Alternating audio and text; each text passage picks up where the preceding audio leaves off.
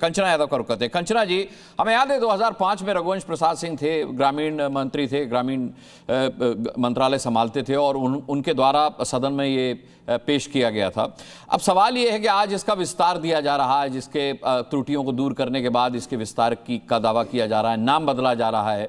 तब रघुवंश बाबू आरजेडी में थे। अब मेरा सवाल ये है कि इस जी राम जी से रघुवंश बाबू की आत्मा प्रसन्न होगी या दुखी होगी? देखिए, सबसे पहले तो मैं प्रेम शुक्ला जी का एक जवाब दे दूं। छोड़ दीजिए ना, आप मेरे सवाल का जवाब दे दीजिए। नहीं, मैं आप ही के सवाल का जवाब दे रही हूँ वो, क्योंकि उन्होंने कोट किया था, मेंशन किया था, इसलिए महात्मा शब्द से इनको आपत्ति है। क्यों? महात्मा शब्द जो है वो रविंद्रनाथ टैगोर जी ने दिया था, उन्होंने ही, जिन्होंने राष्ट्रगीत का गान भी किया था। इनको दोनों चीजों से आपत्ति है। अब बताइए, महात्मा का मतलब क्या है? The great soul. Great soul Gandhi ji नहीं थे। और गांधी जी का जब इन्होंने मर्डर किया था, इनके पूर्वजों ने, तो गांधी जी के मुंह से लास्ट शब्द क्या निकला था? हे राम, हे राम। वो नाथूराम गोडसे इनका पूर्वज कैसे हो गया भाई? कंचना जी, आप डिबेट पर आइए। कंचना जी, ये तो आप नहीं, आप प्रेम जी को प्रोवोक कर रही हैं बिना बात। आप एक बात बताइए। नहीं, आप अरे आप चले जाइए ना। नरेंद्र मोदी से लेकर के भारतीय जनता पार्टी के एक छोटे से छोटे कार्यकर्ता के दफ्तर में भी महात्मा गांधी की तस्वीर लगी है। कैसा परहेज है महात्मा गांधी से? ठीक है, नहीं, मजबूरी।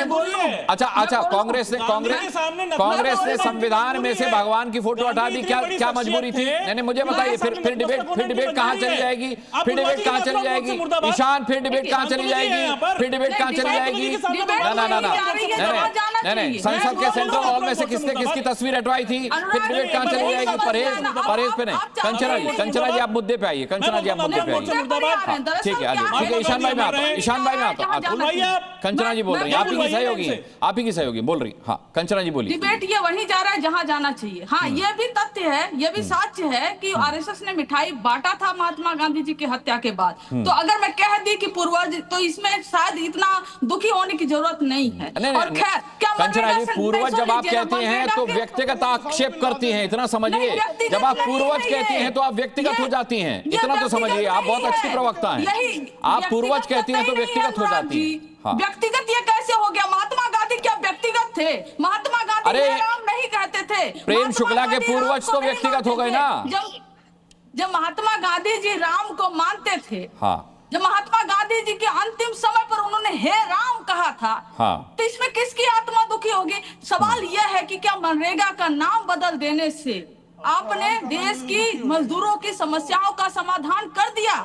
कैसे किया? जैसे अभी इन्होंने कहा, कांग्रेस के प्रवक्ता ने, कि 60 दिन जब किसानों के सीजन होगा, जब फसल का उनके सीजन होगा, उस समय उनको 60 दिन काम नहीं मिलेगा। क्यों? क्योंकि मजदूर उपलब्ध होने चाहिए। क्या हमारे देश में मजदूरों की कमी हो गई है? ऐसा क्या सरकारी नौकरी सबको दे दिया प्रधानमंत्री नरेंद्र मोदी जी? क्या मजदूरों का शॉर्टेज हो गया है?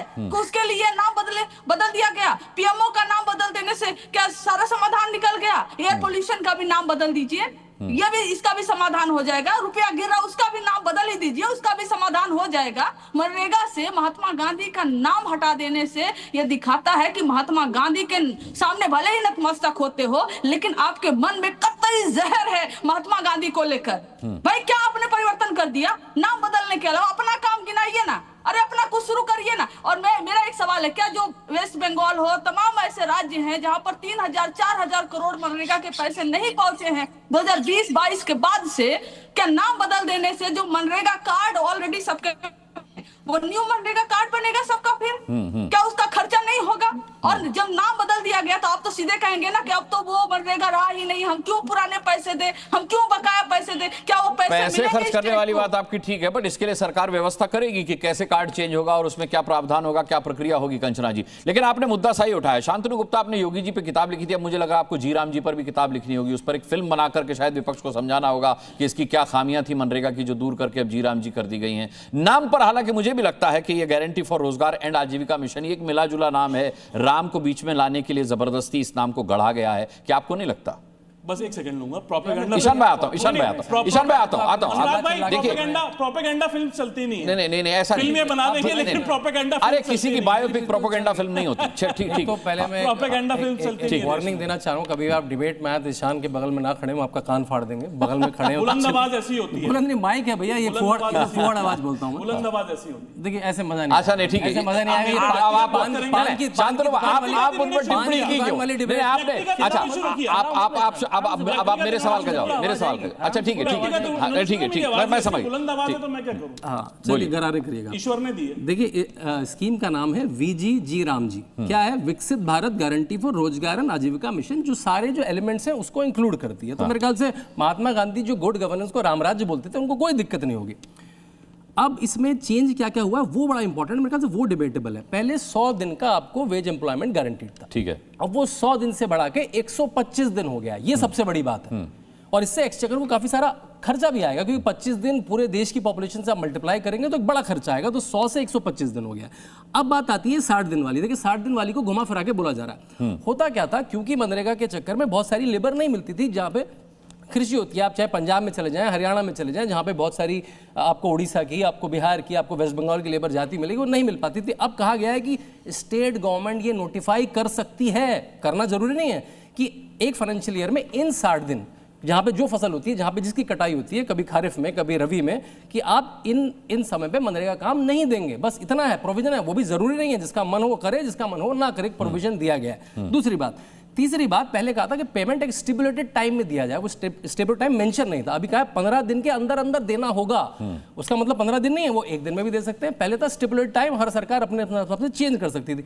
इसमें से कौन सी गलत बात है? सारी चीजें बिल्कुल सुंदर है। 100 से 125 है, उस समय में लेबर सबको अवेलेबल हो जाए, 60 दिन नोटिफाई करने का प्रोविजन दिया गया है। और तीसरी बात कि भाई वो आप पेमेंट 15 दिन के अंदर देंगे। इसमें से कौन सी गलत बात है? इस पर डिबेट करिए। चिल्लाए जा रहे हैं इधर से उधर, पड़ा है नहीं कुछ, उठ के आ गए पान की दुकान से और बोलना कुछ शुरू कर। नहीं एक मिनट मैं आता हूं। मैं अरे ईशान भाई आता हूं आपके पास कायदे से। मैं तो पढ़ लिख के आया हूं, मैं तो पढ़ लिख के आया हूं। अरे छोड़ दीजिए पान की दुकान और ये क्या। नहीं ठीक। अब आप शांत, राजकुमार भाटी भी हमारे पास। मैं सवाल मैं आऊंगा आपके पास। अभी राजकुमार भाटी जी का, राजकुमार भाटी।